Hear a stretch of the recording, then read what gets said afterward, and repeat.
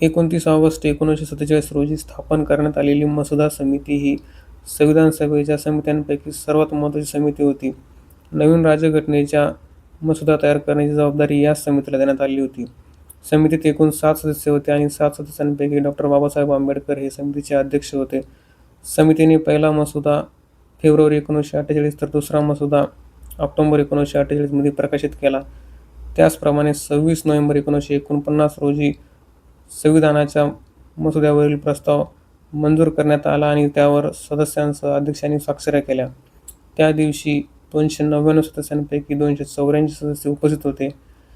त्याचप्रमाणे स्वीकारण्यात आलेल्या राज्यघटनेत प्रस्तावनेसह 395 कलमे आणि 8 अनुसूच्या होत्या.